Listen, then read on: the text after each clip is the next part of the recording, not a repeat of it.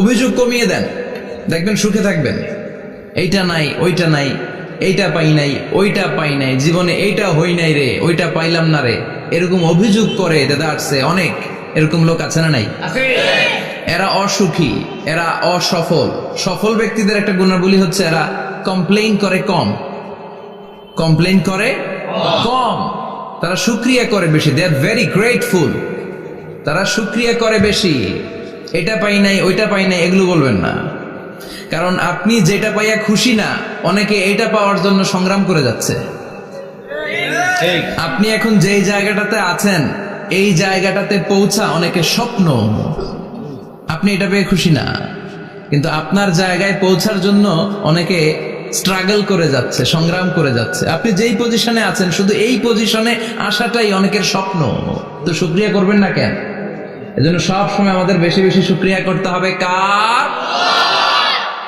রব্বুল আলামিন বলেন, কুল লাউ কানাল বাহরু মিদাদান লিকালিমাতি রাব্বি লানাফিদাল বাহরু ক্বাবলা আন তানফাদা কালিমাতু রাব্বি ওয়ালাউ জিনা বিমিসলিহি মাদাদা।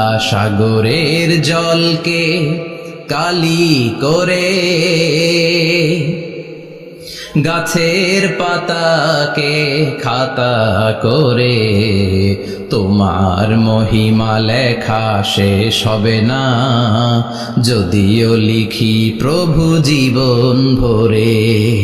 সাগরের জলকে কালি করে, গাছের পাতাকে খাতা করে, তোমার মহিমা লেখা শেষ হবে না, যদিও লিখি প্রভু জীবন ভরে।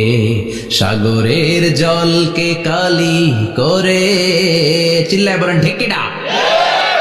সব সাগর মহাসাগরের জল যদি কালি হয়ে যায়, কি উপমা দিলেন আল্লাহ!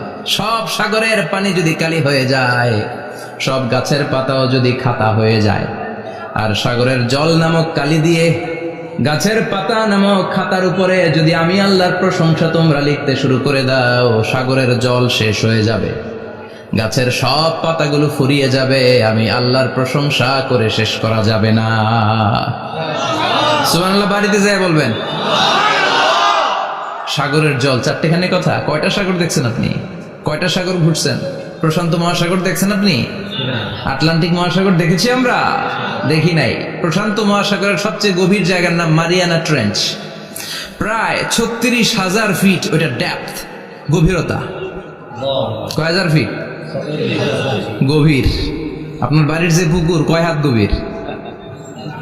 হ্যাঁ, 36,000 ফিট। কেন ইমাজিন, কল্পনা করতে পারেন 36,000 ফিট গভীর এটা মারিয়ানা ট্রেঞ্চ, প্রশান্ত মহাসাগর। আর এই পৃথিবীর সবচেয়ে উঁচু যে পাহাড়টা, এটার নাম মাউন্ট এভারেস্ট। এটার উচ্চতা প্রায় অ্যাপ্রক্সিমেটলি অ্যারাউন্ড 29,000 ফিট।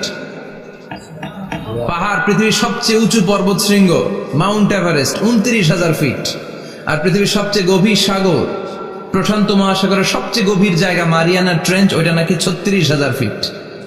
তাহলে ওই পাহাড়কে তুলে ধরে এনে প্রশান্ত মহাসাগরের সবচেয়ে গভীর জায়গা মারিয়ানা ট্রেঞ্চের উপর যদি ছেড়ে দেয়া হয়, পুরো পাহাড় ডুবে যাবে।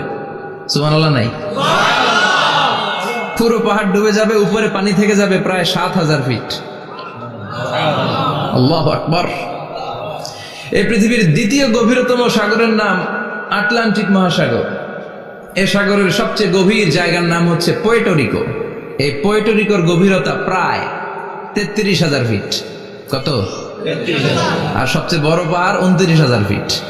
তো এই সাগরেও যদি বড় পাহাড়টা, পৃথিবীর সবচেয়ে উঁচুতম পর্বত শৃঙ্গকে এনে ছেড়ে দেয়া হয়, পুরো পাহাড় পানিতে তলিয়ে তো যাবেই, এর উপরে আরো পানি থেকে যাবে 4,000 ফিট। সাগর, মহাসাগর, পানি বেশি না কম? জোরে বলেন। কি বিশাল আটলান্টিক মহাসাগর! লম্বায় তো অনেক বড়, আড়াআড়ি ভাবে এটারে ক্রস করে অনেক প্লেন, অনেক বিমান। আগে কনকর্ড ক্রস করতো হিথ্রো এয়ারপোর্ট থেকে জন এফ কেনেডি এয়ারপোর্টে ল্যান্ড করার জন্য।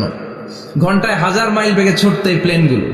তারপরেও আড়াআড়ি ভাবে, লম্বায় না, আড়াআড়ি ভাবে আটলান্টিক মহাসাগরকে ক্রস করতে 3-4 ঘন্টা লেগে যেত। প্লেন যদি ঘন্টায় চলে 1000 মাইল বেগে, আর আটলান্টিক মহাসাগরের পাশ যেটা প্রশস্ত, এটা ক্রস করতে যদি 3 ঘন্টা লাগে, তাহলে পাশে কয় হাজার কিলোমিটার? 3000 কিলোমিটার। সুবহানাল্লাহ কইবেন না? এত বিশাল বিশাল সাগর। সাগর কি, মহাসাগর কি এই দুইটা, যে প্রশান্ত আর আটলান্টিক? না, ভারত মহাসাগর, উত্তর মহাসাগর, দক্ষিণ মহাসাগর, বঙ্গোপসাগর, কৃষ্ণ সাগর, ভূমধ্য সাগর, লোহিত সাগর, চায়না সাগর, শত শত সাগরে ভরপুর মহাবিশ্ব। এই সব সাগরের পানি যদি কালি হয়ে যায়, কি হয়ে যায়? আর পৃথিবীতে যত গাছ আছে সব গাছের পাতা যদি খাতা হয়ে যায়, গাছ কয়টা আছে কুমিল্লায়? হ্যাঁ, অভাব নাই। তো কুমিল্লাতেই যদি অভাব নাই, তাহলে আফ্রিকার জঙ্গলের কি অবস্থা? কি পরিমাণে গাছ, বৃক্ষরাজি আল্লাহ তৈরি করেছেন। এই সব গাছের পাতা যদি এরকম খাতা হয়ে যায়, আর এই সাগরের জল নামক কালি দিয়ে যদি এই খাতায় আল্লাহর জিকির লিখতে শুরু করেন, প্রশংসা লিখতে শুরু করেন, গাছের পাতাও শেষ, সাগরের পানিও শেষ, শেষ হবে না আল্লাহর জিকির আর প্রশংসা করেন। আল্লাহু আকবার। এজন্য সব সময় প্রশংসা করতে হবে একজন সত্তার, তিনি কে? সে আল্লাহ বললেন, হুয়াল আউয়ালু ওয়াল আখিরু ওয়াজ যাহিরু ওয়াল বাতিন ওয়া হুয়া বিকুল্লি শাইইন আলিম। আল্লাহ বললেন, আমার প্রশংসা করবি না কেন? আমি সবার প্রথমে, আমি সবার শেষে, আমি প্রকাশ্যে, আমি গোপনে। কার কথা? আল্লাহ। প্রথমে কে? আল্লাহ। জোরে বলেন, আল্লাহ।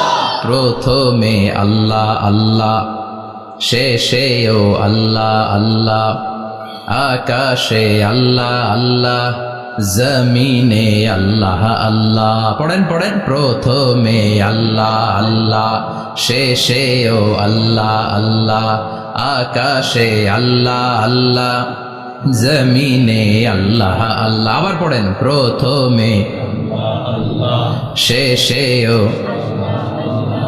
আকাশে আল্লাহ আল্লাহ, জমিনে আল্লাহ আল্লাহ। নিখিল জাহান গাই গুণগান, তার নামে গাই আমরাও গাহি তাআলা, হামদে বারি তাআলা, হামদে বারি তাআলা, হামদে বারি তাআলা। পড়েন আল্লাহু আকবার। তিনি প্রথম, তিনি শেষ, তিনি প্রকাশ্য, তিনি গোপন। এজন্য প্রশংসা চলবে একজনের। চিল্লায় বলেন, কে? আল্লাহ তোমার প্রশংসার জন্য আমরণ আমরা করতে পারি, তৌফিক দাও। জোরে পড়েন আমিন। সুলতানপুর নুরানিয়া হাফিজিয়া মাদ্রাসা ও এতিমখানার উদ্যোগে আজকের এই প্রোগ্রাম সভাপতিত্ব করছেন আলহাজ শামসুল হক সরকার, অবসরপ্রাপ্ত সরকারি কর্মকর্তা। আসছেন সভাপতি? অসুস্থ, আল্লাহ তুমি সুস্থ করো। আমার আগে কথা বলছিলেন হযরত মাওলানা ইয়াহিয়া মাহমুদ দামাত বারাকাতুহু, প্রতিষ্ঠাতা প্রিন্সিপাল শাইখুল হাদিস জামিয়া দারুল উলুম রামপুরা ঢাকা। সুন্দর বয়ান করছিলেন, আমি খাচ্ছিলাম আর শুনছিলাম। প্রামাণ্য বর্ণনা করছিলেন কিভাবে কিয়ামত হবে, কিভাবে আমরা উঠব হুফাতান ওরাতান মুশাতান গুরলা, উলঙ্গ, নেকেড। সেদিন আমাদের গায়ে জামা থাকবে না, জ্যাকেট থাকবে খালি। কি থাকবে? কিছু থাকবে, জামা থাকবে না, পায়ে জুতা থাকবে না, পেটে খাবার থাকবে না, খালি থাকবে চিৎকার। সেদিন থাকবে কি? মনে হয় কথাগুলো প্রতিদিন এগুলো রিমাইন্ডার দিবেন নিজেকে, যে ওই দিনটার মুখোমুখি আমি হতে যাচ্ছি, আমি কি তৈরি করেছি আখিরাতে নাজাতের জন্য। প্রতিদিন ভাবতে হবে যে দাদা চলে গেল, বাবা চলে গেল, আমিও ওই একই পথের যাত্রী। দ্য ডেস্টিনেশন ইজ সেম, গন্তব্য এক, কেউ আগে কেউ পরে। এটাই ওয়াজ, এটাই দামি ওয়াজ। এটা মনে রাখলেই মানুষ আর চুরি করতে পারে না, মিথ্যা বলতে পারে না, ইফটিজিং করতে পারে না, পরকিয়া করতে পারে না, মতের বিরুদ্ধে গেলে তারা রামদা দিয়ে কোপাইতে পারে না। চিল্লা এখন ঠিক কিনা? এটাই হচ্ছে ইসলাম। আখিরাতের স্মরণ, যিকরাদ্দার, চলে যেতে হবে। ছোট্ট আছি, বড় হব। এই যে দাড়ি পাকা মুরব্বীরা যারা আছেন, ওনার মায়ের পেট থেকে তো এরকম সাদা দাড়ি নিয়ে বেরিয়েছিল না? ছোট্ট বাচ্চা হয়ে এসেছিল, ওনারা ওয়া ওয়া করে কেঁদেছে। শৈশব, কৈশোর, যৌবন, প্রৌঢ়ত্ব, বার্ধক্য, বয়সের ভার, চুল আর দাড়ির শুভ্রতা। আগে ছিল সিঙ্গেল, হয়েছে ডবল, এরপর হয়েছে মেয়ের বাপ, এরপরে শ্বশুর, এরপরে নানা। This is the circle of life. এটাই সার্কেল, রাউন্ড, এভাবে ঘুরে আবার চলে যেতে হবে। এই চিন্তাটা যদি মাথায় থাকে, ওই লোক টেন্ডারবাজি করতে পারে? চাঁদাবাজি, ইফটিজিং, মিথ্যা বলতে পারে, যৌতুক খেতে পারে? এজন্য সব সময় give yourself the reminder of আখিরাহ। আখিরাতের রিমাইন্ডার নিজে দেন। অন্যায় হয়ে গেলে, ভুল হয়ে গেলে রিমাইন্ডার দেন যে থাকতে আসি নাই, চলে যাব। কেউ থাকতে পারে নাই, নবীরাও পারে নাই। যেই মালাকুল মাউত রুহু কবজ করে, ওই ফেরেশতা থাকতে পারছে? চলে গেছে। আমাদেরকে চলে যেতে হবে। আল্লাহ বোঝার তৌফিক দাও। তো উনি এগুলো নিয়ে দেখলাম কথা বলছিল, চমৎকার বলছিল। এরকম ভালো আলেমদের দাওয়াত দেওয়া উচিত, যারা কিচ্ছা কাহিনী না বলে কনস্ট্রাকটিভ কথা বলে, কিছু শিখে যাওয়া যায়, কিছু জেনে যাওয়া যায়। পুঁজির বোঝাটা হালকা না ভারী করা যায়, ঠিক কিনা? আল্লাহ আমাদেরকে তৌফিক দান করুক, উনি যা বললেন আমরা যেন আমল করতে পারি। আরো অনেকে কথা বলেছেন, যারাই বলেছেন নিঃসন্দেহে কোরআন থেকে বলেছেন। আমরা চাই এই কোরআনের কথা ছড়িয়ে পড়ুক শহর, গ্রাম, বন্দর, বিশ্বের আনাচে কানাচে, সব জায়গায়। রাজি আছেন তো? কোরআন দিয়ে দেশ চলুক আমরা চাই না? কোরআন দিয়ে সমাজ চলুক আমরা চাই না? কোরআনের ভেতরে সব সমস্যার সমাধান দিয়েছে কে? আল্লাহ। সমাধান চাও যদি জীবনে মরণে, ফিরে যাও খুঁজে নাও, চোখ রাখো কোরআনে। পড়েন সবাই, সমাধান ফিরে যাও খুঁজে নাও, চোখ রাখো কোরআনে। If you want the solution this দুনিয়ায় নাখিরা, go back, have a look to the holy কোরআনে। ঠিক কিনা? Go back, sit down and have a look to the Quran. বসো, ঠান্ডা মাথায় দেখো কোরআনে কি বলেছে আল্লাহ। প্রবলেম সলভিং মেথোডোলজি, সব সমস্যার সমাধান এই কোরআনে আছে না নাই?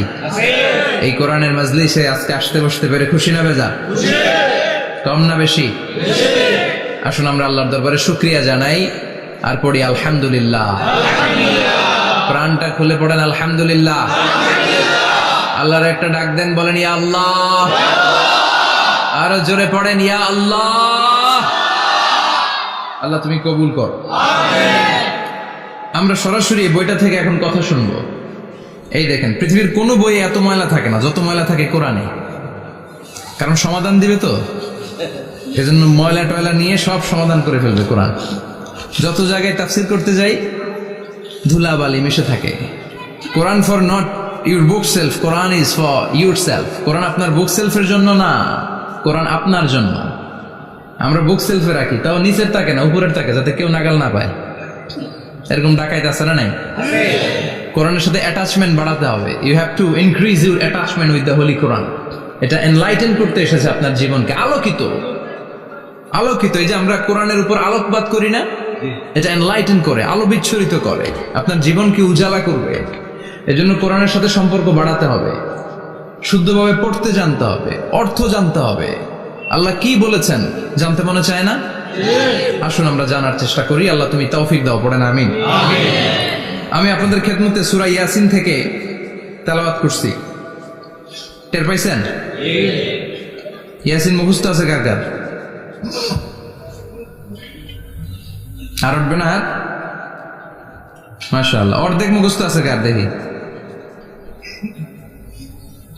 আচ্ছা, প্রথম 5 আয়াত মুখস্থ আছে কার? আচ্ছা, এই সূরার নাম আজকে প্রথম শুনছেন কে কে? হাত তোলেন।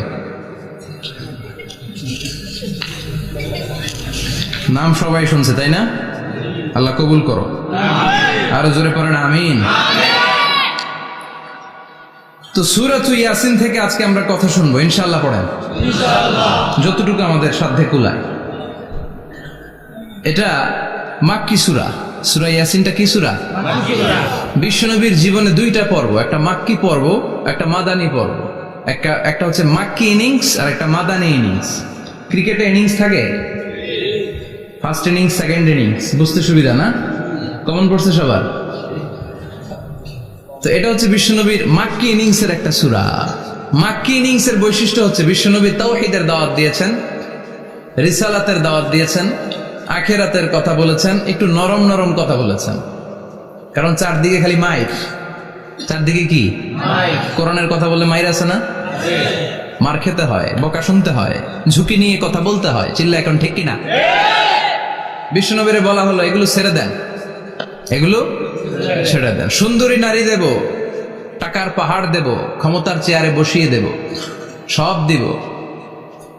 এই হচ্ছে আমাদের 3 দফা। নারী দিব, সম্পদ দিব, ক্ষমতা দিব। বিষ্ণু বললেন আমার খালি 1 দফা। আমার কয় দফা? 1 দফা। লা ওয়াদাউ আশ-শামসা ফি ইয়ামিনি, সূর্য যদি ডান হাতেও দাও, ওয়াল কামারা ফি ইয়াসারি, চন্দ্র যদি বাঁ হাতেও দাও, এই কালেমার দাওয়াত থেকে 1 হাতও আমার পিছনে নেওয়া যাবে না। চিল্লা এখন ঠিক কি না? মুমিন কখনো ভয় পায় না, মুমিন কখনো পিছু হটে না, মুমিন স্ট্র্যাটেজি চেঞ্জ করে, মুমিন কৌশলী হয়। এই রাস্তা দিয়ে যাওয়া যায় না, বসে বসে কেঁদে লাভ নাই, রাস্তা আরেকটা খুঁজতে হবে, আরেকটা রাস্তা বানায় নিতে হবে। এটাই হচ্ছে মুমিনের বৈশিষ্ট্য। আল্লাহ তুমি বোঝার তৌফিক দাও। তো বিশ্বনবীর মাক্কি ইনিংসের খেলার সিস্টেম ছিল ঠ্যাক দিয়ে খেলতেন। ক্রিকেটে কি বলে যে উইকেট বাঁচায় খেলতে হবে, তোমার উইকেট যাতে পড়ে না যায়। তো ঠেকায় ঠেকায় খেলে। তো বিশ্বনবী ঠেকায় ঠেকায় খেলছেন, আর 4 ছক্কা মারছে সব মাদানি ইনিংসে। সুবহানাল্লাহ নাই? মাদানি ইনিংসে বিশ্বনবী গর্জে উঠলেন, জ্বলে উঠলেন আপন শক্তিতে। রবি না? তো বিশ্বনবী মাদানি ইনিংসে যেটা করেছেন সেটা হচ্ছে সমাজ সংস্কার করেছেন। He was a very good reformer of the society. As a father, as a husband, as a reformer of the society, as a lawgiver, as a lawmaker, as a commander, and as a messenger, Muhammad is the Superman of the world. স্বামী হিসেবে, বাবা হিসেবে, নেতা হিসেবে, নবী হিসেবে, সমাজ সংস্কারক হিসেবে, আইন প্রণেতা হিসেবে মুহাম্মদ হচ্ছেন এই পৃথিবীর জন্য সুপারম্যান। তার কোনো তুলনা হয় না, বিশ্বনবীর কোনো তুলনা হয় না। Beyondless, boundless, bottomless. তারা নিয়ে কথা বলতে গেলে সময় ফুরায় যাবে, মাইকের ব্যাটারি শেষ হয়ে যাবে, মাগার কথা শেষ হবে না। এজন্য ওনার জীবনের ক্ষেত্রে বলা হয় বিয়ন্ডলেস, বাউন্ডলেস, বটমলেস। অসাধারণ ব্যক্তিত্ব, সুপার ক্যালিফ্রাজিলিস্টিক এক্সপিয়ালিডোসাস, অসাধারণ, যার কোনো তুলনা হয় না, এক্সেলেন্ট, আনপ্যারালাল।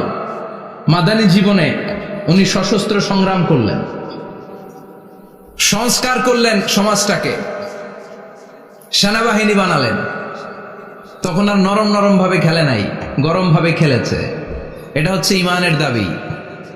মুমিনরা কৌশলী হয়, যখন যে পরিস্থিতি, ওই পরিস্থিতির সাথে তাদের স্ট্র্যাটেজি তারা পাল্টায়। তো বিশ্বনবীর মাদানী ইনিংসে এই সূরা নাজিল হয়নি, হয়েছে মাক্কি ইনিংসে, মাক্কি সূরা। এই সূরার অনেক ফজিলত, ছোটবেলা থেকেই সূরা ইয়াসিনের অনেক ফজিলতের কথা আমরা শুনেছি না? বিশ্বনবী বলেছেন ইন্না লিকুল্লি শাইইন কলবান ওয়া কলবুল কুরআনি সূরাতু ইয়াসিন। সব জিনিসের একটা কলব আছে, হৃদয় আছে, অন্তর আছে, আর কোরআনের কলবের নাম হচ্ছে সূরা ইয়াসিন। বিশ্বনবী বললেন ইন্না লিকুল্লি শাইইন কলবান, সব জিনিসের একটা কলব আছে। ওয়া ইন্না কলবাল কুরআনি সূরাতু ইয়াসিন, আর কোরআনের কলবের নাম হলো সূরাতু ইয়াসিন। মান ক্বারাআ সূরাতা ইয়াসিন মাররা ওয়াহিদা, একবার সূরাতু ইয়াসিন তেলাওয়াত করলে 10 পারা কোরআন খতমের সওয়াব হয়ে যায়। বিশ্বনবী বলতেন ইন্না ফিল জাসাদি মুদগা, দেহে একটা গোশতের টুকরা আছে, ইযা সালুহাত সালুহাল জাসাদু কুল্লু, এই দেহের গোশতের টুকরা যদি ভালো হয়ে যায় পুরো দেহটারে ভালো করে দেয় কে? আল্লাহ। এই দেহের গোশতের টুকরাটা যদি পচে যায় পুরো দেহটারে নষ্ট করে দেয় কে? আল্লাহ। বিশ্বনবী বললেন আলা ওয়াহিয়াল কলব, ওই টুকরাটার নাম হলো কলব। টুকরাটার নাম কি? কলব। এজন্য কলবের মধ্যে আল্লাহর জিকির বসাইতে হবে। কি বসাবেন? জিকির। নাকি আয়না বসাবেন? আয়না বসায় না? আয়না বসাইয়া দে মোর দয়াল বাবা, কেবলা কাবা, সব মুখস্থ। আয়না বসাইয়া দে মোর, নবীর কলবে আয়না বসায় নাই নবী। সেদিন আবু বকর, ওমর ফারুক, কেউ আয়না বসাইছে? আবু হানিফা, শাফিঈ, এরা কলবের মধ্যে আয়না বসাইছে? বসাইছে জিকির। চিল্লায় বলেন বসাইছে কি? এজন্য আল্লাহ বললেন আলা বিযিক্রিল্লাহি তাতমাইন্নুল কুলুব। দুনিয়ার কোন জিনিস দিয়ে কলব ঠান্ডা হয় না, দুনিয়ার কোন জিনিস দিয়ে কলব পরিচ্ছন্ন হয় না। কলব শুধু পরিচ্ছন্ন হয় একটা জিনিস দিয়ে, লা ইলাহা ইল্লাল্লাহ, লা লা ইলাহা ইল্লাল্লাহু মুহাম্মাদুর রাসূলুল্লাহ সাল্লাল্লাহু আলাইহি ওয়াসাল্লাম। তাহলে কোরআনের একটা কলব আছে, আমাদের দেহে যেমনি কলব আছে, প্রতিটা প্রাণীর যেমনি কলব আছে, অন্তর আছে, কোরআনেরও কলব আছে না নাই? কোরআনের কলবের নাম চিল্লায় বলেন, কোরআনের কলবের নাম। আবার বিশ্বনবী বলতেন, ইকরাউ আলা মাউতাকুম সূরাত ইয়াসিন, তোমাদের মুমূর্ষু ব্যক্তিদের সামনে বসে সূরাতুল ইয়াসিন তেলাওয়াত করো। রূহ চলে যাবে, মৃত্যুর একেবারে দ্বার প্রান্তে দাঁড়িয়ে এই মুহূর্তে তার পাশে বসে পড়তে আরম্ভ করেন, ইয়াসিন ওয়াল কুরআনিল হাকীম ইন্নাকা লামিনাল মুরসালিনা আলা সিরাতিম মুস্তাকিম। ওই ব্যক্তির ঈমানের মৃত্যু দান করে দিবে কে? আল্লাহ। মৃত্যুর কষ্ট হালকা করে দিবে কে? আল্লাহ। আবার বিশ্বনবী বলতেন, রাত্রিবেলা যে ব্যক্তি একবার সূরাতুল ইয়াসিন তেলাওয়াত করে ঘুমাতে যায়, সকালবেলা নিষ্পাপ অবস্থায় তারে ঘুম থেকে জাগাবে কে? আল্লাহ। তাহলে এই সূরার মর্যাদা কম কম না বেশি বেশি? কলবুল কোরআন, এটা কোরআনের কলব, একবার পড়লে 10 পড়ার সওয়াব। আবার মুমূর্ষু ব্যক্তির সামনে বসে সূরা ইয়াসিন তেলাওয়াত করতে বলা হয়েছে, তাহলে মৃত্যুর কষ্টরে হালকা করে দেয় কে? আল্লাহ। আবার রাত্রিবেলা সূরা ইয়াসিন তেলাওয়াত করলে সকালবেলায় নিষ্পাপ বানায় দেয় কে? আল্লাহ। মনে থাকবে? কোরআনের কলবের নাম কি? ভুলে যাবেন না তো? বেশি বেশি তেলাওয়াত করতে রাজি আছেন? সকাল সন্ধ্যা তেলাওয়াত করবেন তো? সূরা ইয়াসিন ছাড়াও এই সূরার অনেকগুলো নাম তাফসীর গ্রন্থে পাওয়া যায়। এই সূরার একটা নাম হচ্ছে সূরাতুল কাদিয়া। সূরাতুল কাদিয়া তাকদি হাজাতা কারিহা। যে এই সূরা তেলাওয়াত করে ওই তেলাওয়াতকারীর যে হাজত আছে, প্রয়োজন আছে, এই সূরার বরকতে আল্লাহ তার প্রয়োজন পূরণ করে দেয়। আমাদের জীবনে প্রয়োজন আছে না নাই? কার কাছে চাইবো? বিপদে পড়লে কারে বলবো? আমরা বিপদে পড়লে প্রথমে শেয়ার দেই ফেসবুকে। কোথায় শেয়ার? আগে শেয়ার দিব কার কাছে? মনে থাকবে? বিপদে পড়লে ফেসবুকে শেয়ার দিব না, বন্ধুরে শেয়ার করব না, বউয়ের কাছেও পরে শেয়ার করব, আগে শেয়ার করব কার কাছে? মনে থাকবে? এজন্য বিশ্বনবী বলতেন, এই সূরার নাম সূরাতুল কাদিয়া, মানুষের হাজত পূরণ করে দেয়। এই সূরা তেলাওয়াত করে যদি আপনি আল্লাহর কাছে কোনো বিপদ থেকে পানা চান অথবা কোনো প্রয়োজন নিয়ে দোয়া করেন, সূরার বরকতে প্রয়োজনটা পূর্ণ করে দেয় কে? আল্লাহ। কেউ যেটা পারে না পারে কে? আল্লাহ।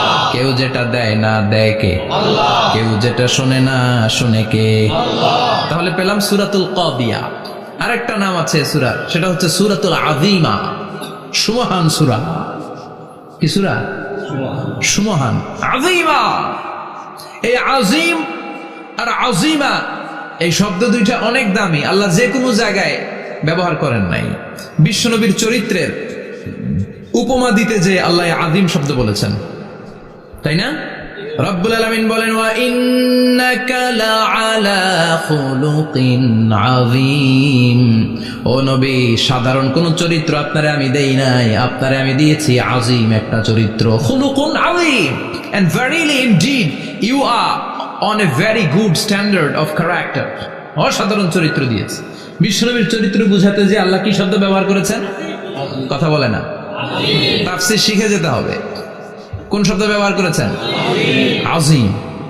আবার আল্লাহ নিজের পরিচয় দিতে যে আযীম বলেছেন, ওয়ালা ইয়াউদুহু হিফযুহুমা ওয়া হুয়াল আলিয়্যুল আযীম। সুবহানাল্লাহ।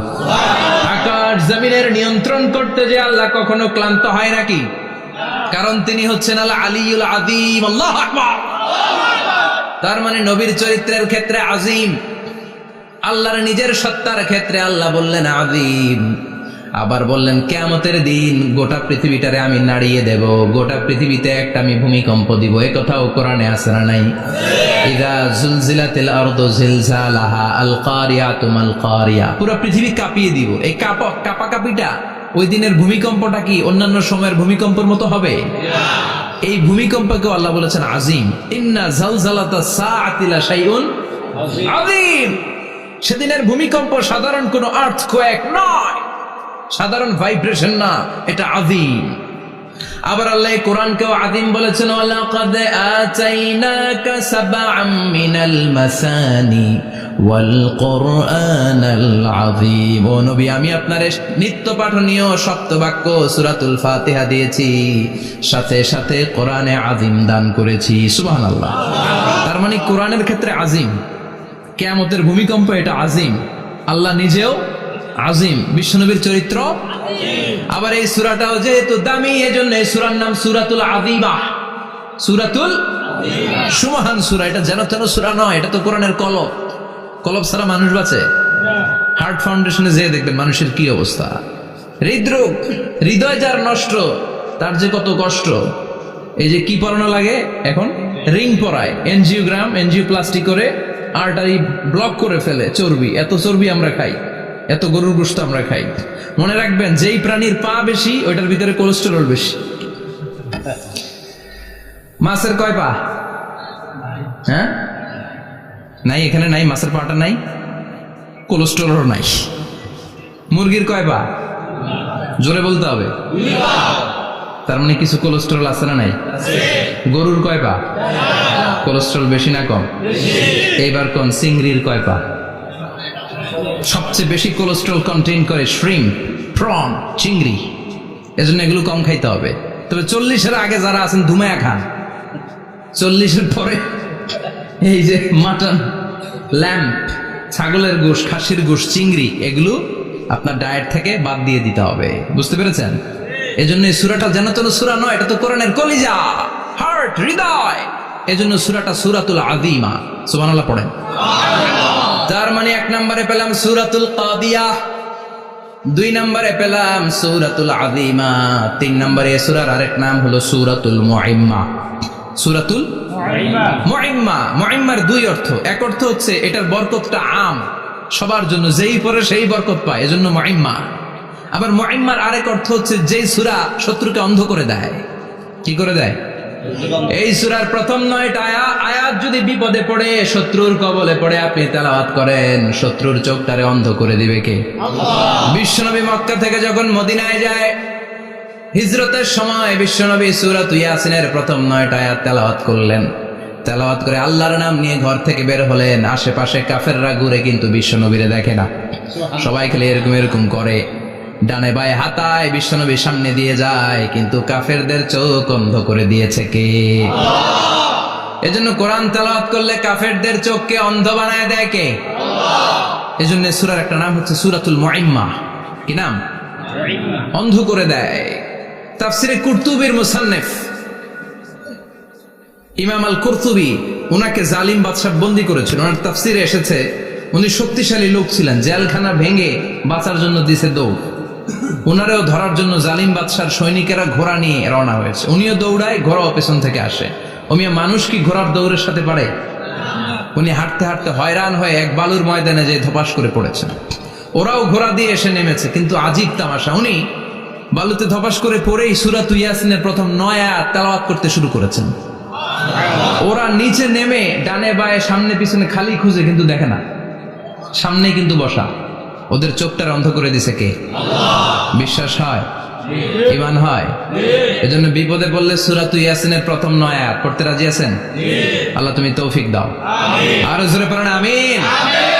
এজন্য আল্লাহ চমৎকার ভাবে এই সূরাটা শুরু করে দিলেন 2টা কাটা অক্ষর দিয়ে। আল্লাহ বললেন ইয়াসিন ওয়াল কুরআনিল হাকীম ইন্নাকা লামিনাল মুরসালিন আলা সিরাতিম মুস্তাকিম। পড়েন সুবহানাল্লাহ।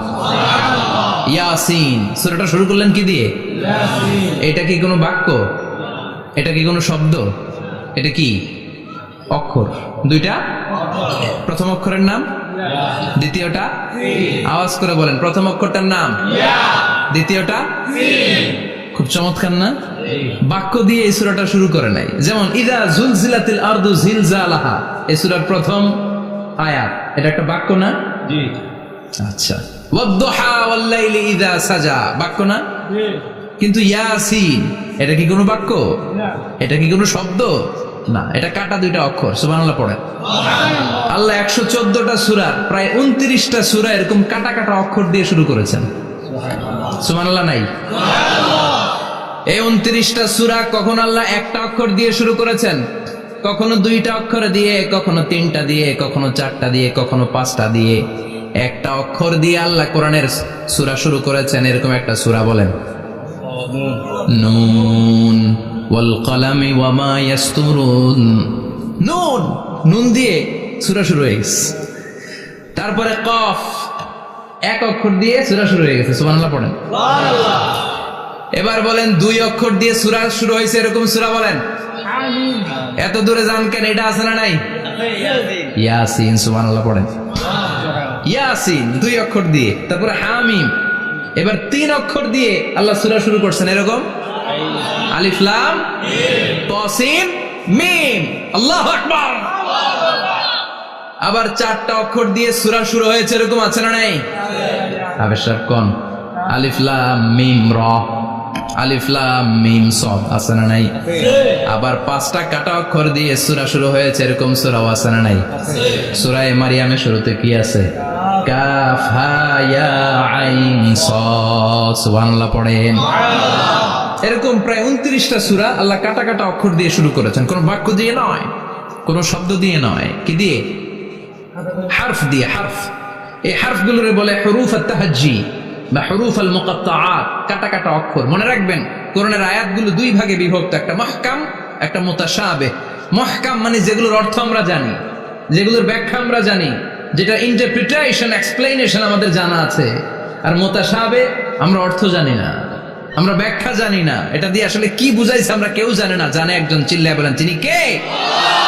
আল্লাহ বললেন ওয়া ইন কুনতুম ফি রাইবিম মিম্মা নাযালনা আলা আবদিনা ফাআতু বিসূরাতিন মিন মিসলিহি ওয়াদউ শুহাদাআকুম মিন দুনিল্লাহি ইন কুনতুম সাদিকিন।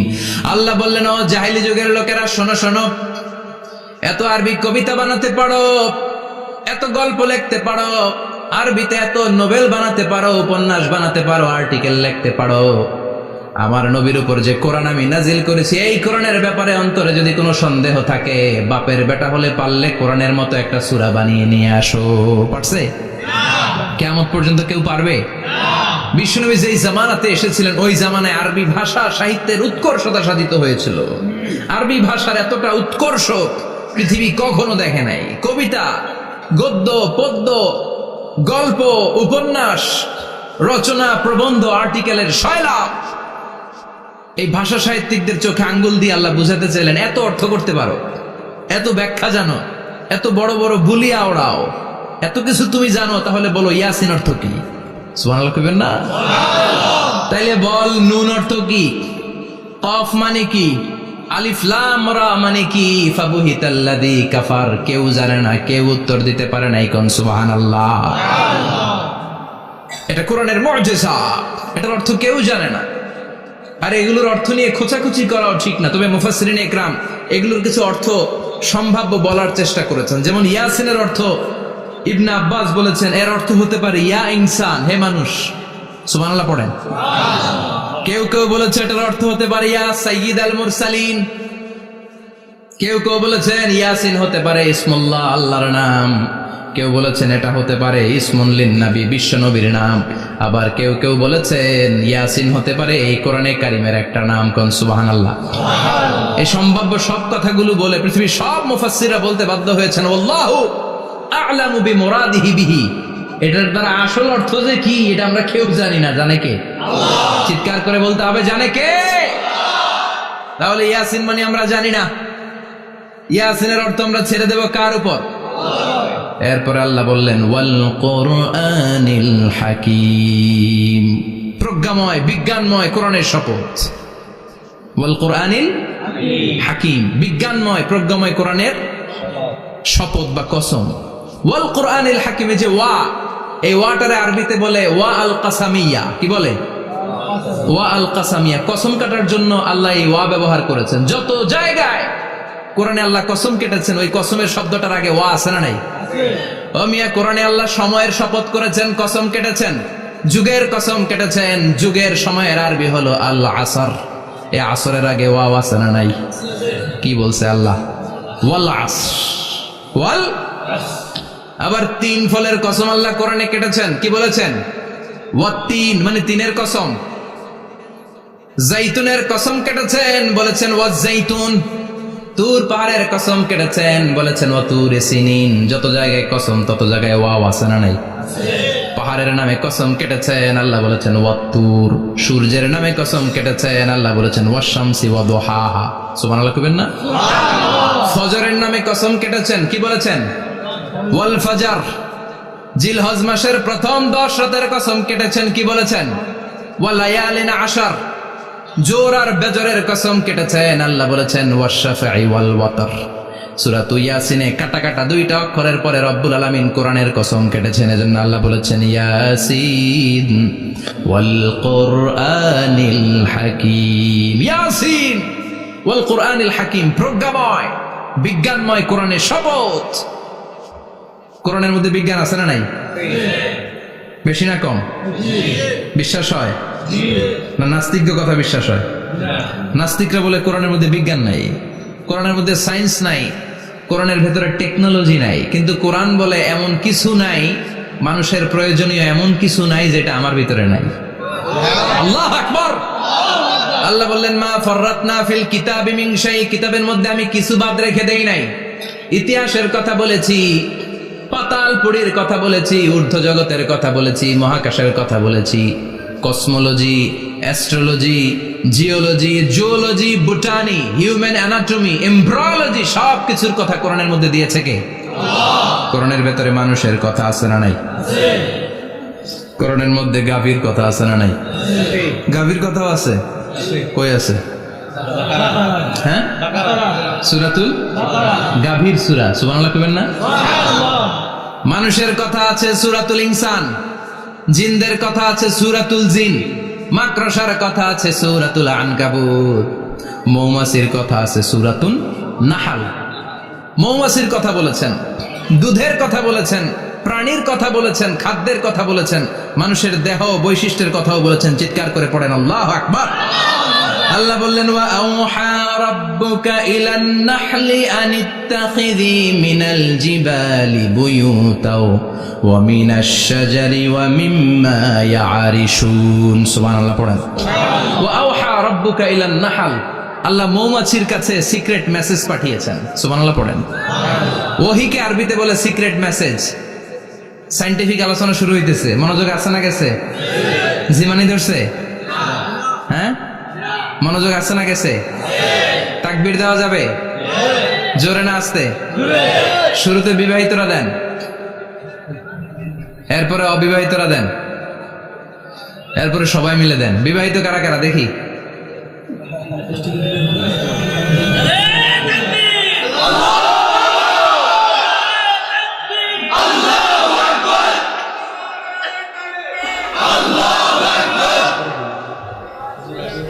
বিবাহিতরা অবিবাহিতরা দিবেন না?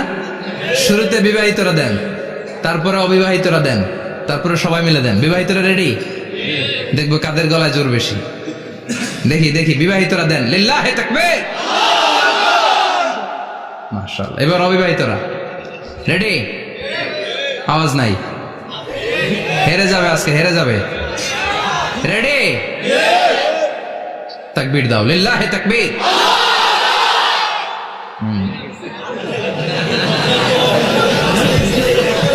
ইয়াংদের পারফরমেন্স আলাদা,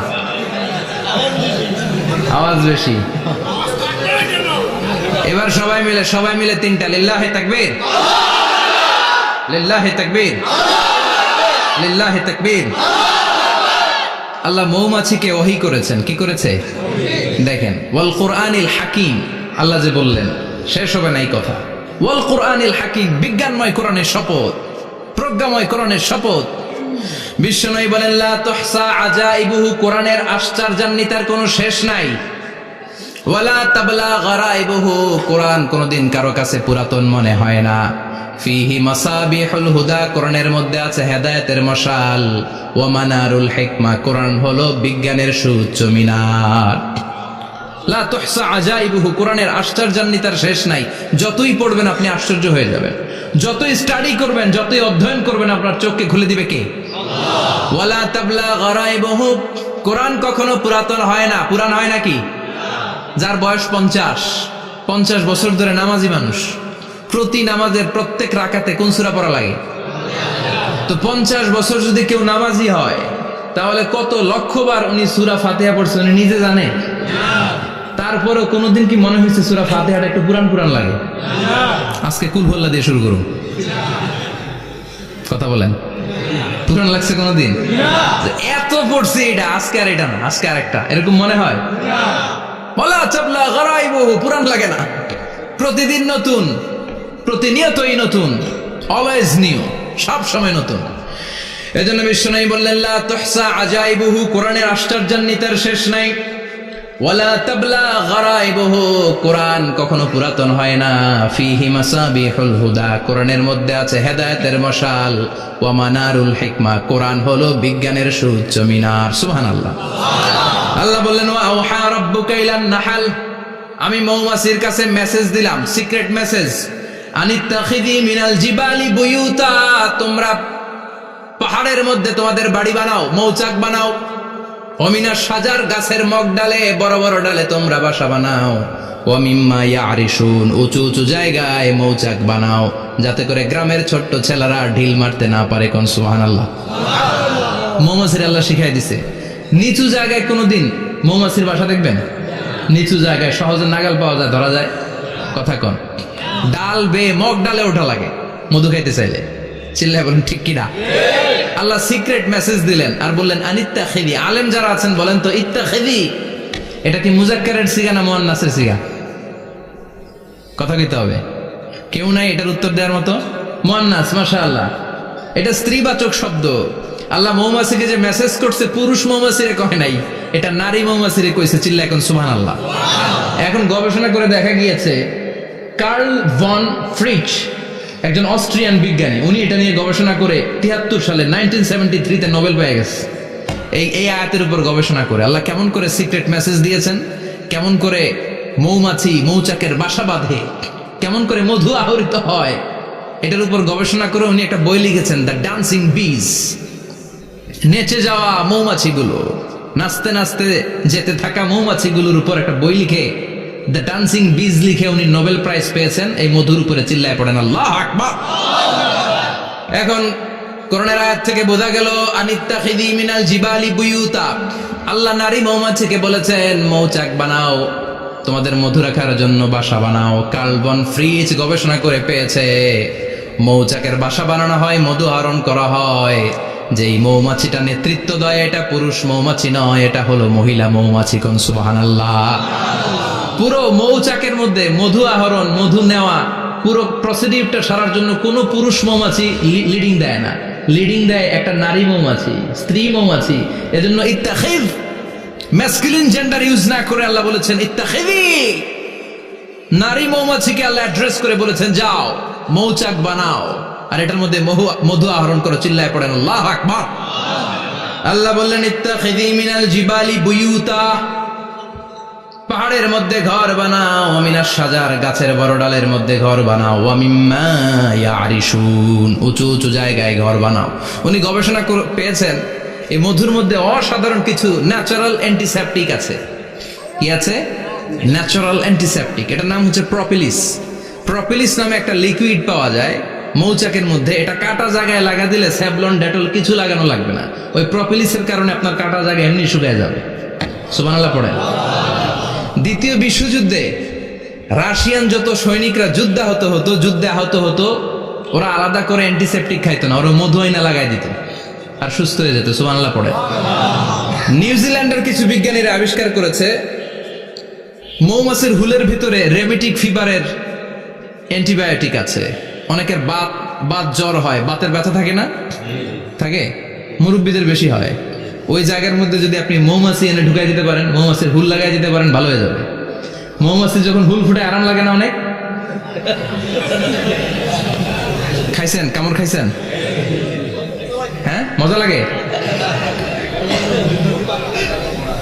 তো নিউজিল্যান্ডের এই গবেষকরা এরা আবিষ্কার করেছে যে মৌমাছি যদি হুল ফুটিয়ে দেয়, ওইখানে বাতের ব্যথা থাকলে, বেদনা থাকলে এটা ভালো হয়ে যাবে। আমি নিজে দেখেছি, বিবিসি একটা ডকুমেন্টারি, ইজিপশিয়ান একজন ফিজিশিয়ান, চিকিৎসক, উনি ওনার বাতের ব্যথায় আক্রান্ত যত রুগীরা আছে ওদের গায়ের মধ্যে মৌমাছি এনে এনে নিজে নিজে হুল ফুটায়, রুগী চিৎকার মারে ও মাগো ও আল্লাহ গো, কিন্তু একদিন পরে ব্যথা নাই, আর কয় ভালো হয়ে গেছি। সুবহানাল্লাহ কইবেন না? তো এজন্য এই কার্ল বন ফ্রিজ 1973-তে দ্য ডান্সিং বিজ লেখে গোটা বিশ্বকে তাক লাগিয়ে দিয়েছে। তার গবেষণার প্রতিটি পয়েন্ট কোরআনের এই আয়াতের সাথে মিলে যায়। চিৎকার করে পড়েন আল্লাহু আকবার। এই যে আমরা মধু খাই, এই মৌচাকের ভেতরে অন এন অ্যাভারেজ অ্যারাউন্ড 60,000 মৌমাছি থাকে। তিন ভাগে, একটা হচ্ছে কুইন বি, একটা মেল বি, আর একটা হচ্ছে ওয়ার্কার বি। একটা থাকে রানী মৌমাছি, এর নেতৃত্বে সবাই চলে। আর একটা থাকে মেল বি, পুরুষ মৌমাছি, বংশ বাড়ানোর জন্য এদের কাজে লাগে। আর সব হচ্ছে ওয়ার্কার বি, সবাই কাজ করে। আল্লাহ বললেন সুম্মা কুলি মিন কুল্লি সামারাত ফাসলুকি সুবুলা রাব্বিকি যুলুলা। আল্লাহ সিক্রেট মেসেজ দিয়ে বললেন গাছের উপরে বাসাবাদ, পাহাড়ের উপরে মৌচাকের বাসাবাদ, উঁচু উঁচু জায়গায় তোমরা তোমাদের বাসা বাঁধো। সুম্মা কুলি মিন কুল্লি সামারাত, এরপর এলাকার যত মিষ্টি মিষ্টি ফুল আছে ফল আছে ওখান থেকে রস নিয়ে আসো। সুবহানাল্লাহ। পুষ্প রস সংগ্রহ করে মধুগুলো, এটার বলে sweet nectar. They collect the sweet nectar from the flowers. এবং মধুর মধ্যে এত চমৎকার জিনিস থাকার কারণ হচ্ছে মৌমাছিগুলো ওই এলাকার সব ধরনের ফুল, ভালো ভালো সুগন্ধযুক্ত ফুল ফল থেকে রস নিয়ে আসে। তো ওই গাছগুলোর মধ্যে বনাজি গাছ আছে না নাই? ঔষধি গাছ আছে না নাই? এজন্য মধুরে বলা হয় সব রোগের ঔষধ। যত বনাজি ঔষধি গাছের নির্যাস আর পুষ্প রস আছে সব আল্লাহ মধুর ভিতরে ঢুকায়া মধুকে আল্লাহ ন্যাচারাল ভ্যাকসিন বানিয়ে দিয়েছেন। চিল্লায়ে পড়েন আল্লাহু আকবার। আল্লাহ বললেন সুম্মা কুলি মিন কুল্লি সামারাত, সব ফল আর ফুল থেকেই নেকটার পুষ্পরস নিয়ে আসো।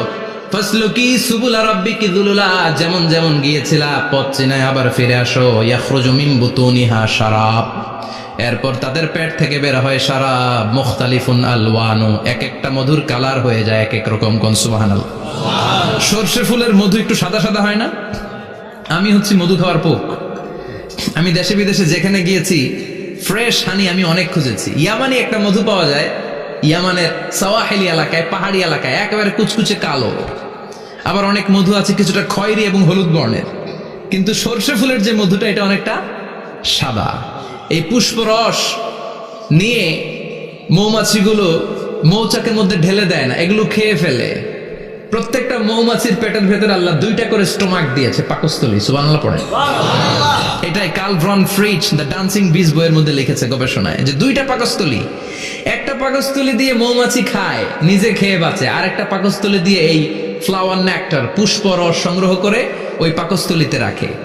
ওই পাকস্থলীর ভেতরে আল্লাহ একটা ন্যাচারাল এনজাইম দিয়েছেন, ওই এনজাইমের সাথে ওই পুষ্প রসটা মিক্সড হয়। তারপরে আরেকটা টিউব আছে, ওই টিউব দিয়ে মৌমাছি যে সে বাসার মধ্যে মৌমাছি যে সেখানে সাপ্লাই করে দিয়ে আসে, মধু ঢুকিয়ে দিয়ে আসে। চিল্লায় পড়েন সুবহানাল্লাহ। তার মানে বিষয়টা এমন না ফুলের রস নিয়ে মৌচাকের দিয়ে আসলো, ফুলের রস সে নেয়, তার স্পেশাল একটা স্টোমাকের মধ্যে ঢুকায়, সেখানে এনজাইম দিয়ে পাচক রস দিয়ে আল্লাহ এটাকে সমৃদ্ধ করে দেয়। তারপর আলাদা একটা নল দিয়ে টিউব দিয়ে মৌচাকের ভেতরে ঢুকিয়ে দেয়। কোন সুবহানাল্লাহ। কি অসাধারণ পদ্ধতিতে আল্লাহ মধু বানালেন। আর কি সুন্দর মধু হাতের মধ্যে লয়া জিব্বা দিয়া চাটে আর গান গায়, মধু হই হই বিষা বাইলা। আছে না নাই? আল্লাহ শুকরিয়া নাই? মধু খায় আর গান গায়, মধু হই হই বিষা বাইলা, অনহারণে ভালোবাসার দাম নদিলা। আছে না নাই?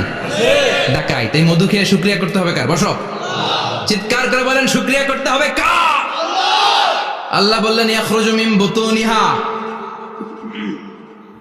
এটা মধু সরাসরি চলে আসে না, ওর পেট থেকে বের হয়। মুখতালিফুন আলওয়ানুহু, বিভিন্ন রঙের মধু আছে না নাই? ব্ল্যাক কালারের মধু হয়, হোয়াইট হানি হয়, অর্গানিক হানি হয়, ক্রিমড হানি হয়। কত ধরনের মধু যে আল্লাহ পৃথিবীতে রেখেছে তার ইয়ত্তা নাই। এরপর আল্লাহ বললেন ফিহি শিফাউন লিন্নাস, মধুর ভিতরে শিফা দিয়েছে কে? আল্লাহ। এজন্য বিশ্বনবীর খাদ্য তালিকার মধ্যে মধু আছে না নাই? বিশ্বনবী সুগন্ধযুক্ত ওয়ালা মধু খেতেন, দুর্গন্ধযুক্ত ওয়ালা কোনো মধু মুখে নিতেন না। সুবহানাল্লাহ। বিশ্বনবীর জামানায় মাগাফির নামে একটা মধু ছিল, দুর্গন্ধযুক্ত, এটা কখনো বিশ্বনবী মুখে নিতে চাইতেন না। সুগন্ধযুক্ত মধু সবসময় বিশ্বনবী খেতেন। বিশ্বনবীর স্ত্রীরা এই সুগন্ধিযুক্ত মধু বোতলের মধ্যে প্রিজার্ভ করে রাখতেন বিশ্বনবীকে দেওয়ার জন্য। বিশ্বনবী প্রাণ ভরে এগুলো পান করতেন, সুবহানাল্লাহ। বিশ্বনবী যে সমস্ত খাদ্যগুলো পছন্দ করতেন হাদিসে এসেছে, বিশ্বনবী রুটি খেতেন, খেজুর খেতেন, খেজুর, খেজুর চিনেন, বালাহ, তামার, দুধ খেতেন, এই মধু খেতেন, জব খেতেন, বার্লি খেতেন, লাউ খেতেন, রুম্মান, ডালিম ফল, আনার ফল, আনার চিনেন, আনার, এই আনার খেতে পছন্দ করতেন বিশ্বনবী। মাশরুম খেতেন, মাশরুম, মাশরুম চিনেন, ব্যাঙ্গের ছাতার মতো। রেস্টুরেন্টে ইদানিং মাশরুমের স্যুপ পাওয়া যায়, এটা খাবেন। যাদের চোখের জ্যোতিতে সমস্যা, দৃষ্টিতে সমস্যা, খাবেন। হাদিসে এসেছে আল কামআতু মিনাল মান ওয়া মাউহা শিফাউন লিল আইন। মাশরুম হলো মান্না সালোয়ার মতো খাবার। মাশরুমের স্যুপ যারা খাবে, চোখের জ্যোতি যাদের কম, তাদের চোখের জ্যোতি বাড়িয়ে দিবে কে? বুখারীর বর্ণনা, কানা রাসূলুল্লাহ ইউহিব্বুল হালাওয়া ওয়াল আসাল। বিশ্বনবী মিষ্টান্ন খেতে বড্ড পছন্দ করতেন, আবার বিশ্বনবী বেশি বেশি মধু খেতে পছন্দ করতেন, সুবহানাল্লাহ। কোরআনে দুইটা জিনিসের ক্ষেত্রে আল্লাহ শিফা যোগ করেছেন, যে দুইটা জিনিসের সাথে সম্পৃক্ত হলে শিফা। এক হচ্ছে কোরআন পড়লে শিফা, অনুনাজ্জিলু মিনাল কোরআনি মা হুয়া। আবার কোরআনে এই আয়াতের ক্ষেত্রে বলা হয়েছে শিফা ফিহি শিফাউন লিন্নাস। এজন্য সাইয়েদনা ইবনে মাসউদ এই উম্মাহকে উদ্দেশ্য করে বলেছেন, আলাইকুম বিশিফাইন, তোমাদের উচিত দুইটা জিনিস থেকে শিফা নেয়া। এক হলো কোরআন, দুই হলো আসাল মানে মধু। কোন সুবহানাল্লাহ। কোরআন তেলাওয়াত করলে অসুস্থরে সুস্থ করে দেয় কে? সূরা ফাতিহা তেলাওয়াত করলে অসুস্থকে সুস্থ বানিয়ে দেয় কে? আবার মধু খেলে সুস্থ বানিয়ে দেয় কে? মধু খেয়ে প্রশংসা করবেন কার? নাকি মধু হই হই বিষাবাইলা বলবেন এগুলা কখনো? খাঁটি মধু খেতে হবে। খাঁটি মধু চিনার উপায় হচ্ছে, এটাতে পিঁপড়া জমে না, এটা ফ্রিজে রাখলে জমাট বাঁধে না, এটাতে দুর্গন্ধ হয় না। এক গ্লাস পানির মধ্যে এক ড্রপ মধু ছেলে দিলে এটা পানির সাথে না মিশে একেবারে নিচে চলে যায়। খাঁটি মধু খেতে হবে। তাহলে ফিহি শিফাউন লিন্নাস, কত কিছু দিয়ে আল্লাহ এটাকে সমৃদ্ধ করেছেন। এটার মধ্যে গ্লুকোজ আছে, এটার মধ্যে সুক্রোজ আছে, ফ্রুক্টোজ আছে, প্রোটিন আছে, মিনারেলস আছে, ক্যালসিয়াম আছে, ভিটামিন আছে। খাইলে শরীর গরম হয়ে যায়, সুবহানাল্লাহ। এজন্য শীতকালে বেশি বেশি খাবেন, জাম্পাল লাগবে না। শীতকালে মধু খেয়ে রাত্রেবেলায় বের হবেন, আর মাফলার পেঁচিয়ে বেরোয়া লাগবে না, সুবহানাল্লাহ পড়েন। তার মানে আল্লাহ বললেন ইয়াসিন ওয়াল কোরআনিল হাকিম, প্রজ্ঞাময়, বিজ্ঞানময় কোরআনের কসম। কোরআনের ভেতরে বিজ্ঞান আছে না নাই? বিজ্ঞানের কথা এই তো শুরু করলাম, আজকে সারা রাত বিজ্ঞানের কথা বলবো, থাকবেন কতক্ষণ? হ্যাঁ, স্লোগান দেন লিল্লাহি তাকবীর। এরপরে আল্লাহ বললেন, গোলাম ওয়া ইন্না লাকুম ফিল আনআমি লাইবরা, প্রাণীকুলের দিকে নজর করে তাকাও। প্রাণীকুলের মধ্যে আমি তোমাদের জন্য নিদর্শন রেখেছি। নুসকিকুম মিম্মা ফি বুতুনিহি, এই প্রাণীকুলের পেট থেকে একটা চমৎকার জিনিস আমি বের করে দেই, এটার নাম হচ্ছে দুধ। এটা কি? দেখেন, একই আয়াতের মধ্যে আল্লাহ মধুর কথাও বললেন, আবার দুধের কথাও বললেন। দুধটা কিভাবে হয়, উৎপন্ন হয়, মধু কেমনে হয়, ইঞ্চি ইঞ্চি কথা এই কোরআনের ভেতরে তুলে ধরলেন কে? আল্লাহ বললেন, মিন বাইনি ফারসিউ ওয়া দামিল লাবানা, গোবর আর রক্তের মাঝখান দিয়ে আমি দুধ বের করি, সুবহানাল্লাহ পড়েন। আমরা যাই এই গাভীর ওলান টানা শুরু করি সকালবেলা বিসমিল্লাহ বলে, কিন্তু কেমনে যে এটা আসে ওইদিকে নজর নাই। ডাকাত বিসমিল্লাহ বলে শুরু করে না, দুধ খাই আলহামদুলিল্লাহ পড়েন, আছে না নাই? আল্লাহ বলেন মেকানিজমটা শোনো, কেমনে আমি খাওয়াই। আল্লাহ বললেন, মিন বাইনি ফারসি ওয়া দামিল লাবানা, গোবর আর রক্তের মাঝখান দিয়ে আমি দুধ বের করে দেই, সুবহানাল্লাহ। গরু যে ঘাস খায়, এই ঘাস থেকে রক্ত হয় আর গরুর গোবর হয়। পেটের একদিকে থাকে গোবর, আরেক দিকে থাকে রক্ত। রক্ত দুর্গন্ধ, গোবরও দুর্গন্ধ। রক্তও না পাক, গোবরও না পাক, এই দুই না পাক আর দুর্গন্ধের মাঝখান দিয়ে সুগন্ধযুক্ত দুধ বের করে দেয় কে? আল্লাহ বললেন, মিন বাইনি ফারসি ওয়া দামিল লাবানা, গরু যে খাবারগুলো খায়, ওই খাবারের এক পাশ দিয়ে গোবর হয়ে যায় আর এক পাশ দিয়ে রক্ত হয়ে যায়, মাঝখান দিয়ে দুধ বের করে দেয় কে? What a amazing mechanism of discharging milk from animal's body. What a amazing mechanism. একদিক দিয়ে গোবর দুর্গন্ধ, আর একদিক দিয়ে ঘাস খাওয়ার কারণে রক্ত হয়, মাঝখান দিয়ে দুধ বের হয়ে যায়, সুবহানাল্লাহ। আবার বাছুর ছাড়া দুধ পাওয়া যায় না। গাভী আছে কার কার? হাত তোলেন তো। বাছুর ছাড়া দুধ পাওয়া যায়? শুধু গাভী, বাছুর নাই, দুধ আসবে? আবার এই যে বিশাল বড় ওলান 20 কেজি দুধ দেয় প্রতিদিন, এই ওলান কাটলে দুধ পাওয়া যায়? এক ফোঁটা দুধও ওলানটা কেটে টুকরা টুকরা করলে আপনি পাবেন না। এটা আলাদা মেকানিজম, এটা ভিতর থেকে একটা নির্যাস। বাছুর নিয়ে দুইটা ঢু মারবেন, ওই নির্যাস দিয়ে দুধ বেরোতে থাকবে, গোবর আর রক্তের মাঝখান দিয়ে চিৎকার করে পড়েন আল্লাহু আকবার। এজন্য বিশ্বনবী বলতেন বেশি বেশি দুধ খাও। দুধ হলো সুষম খাদ্য।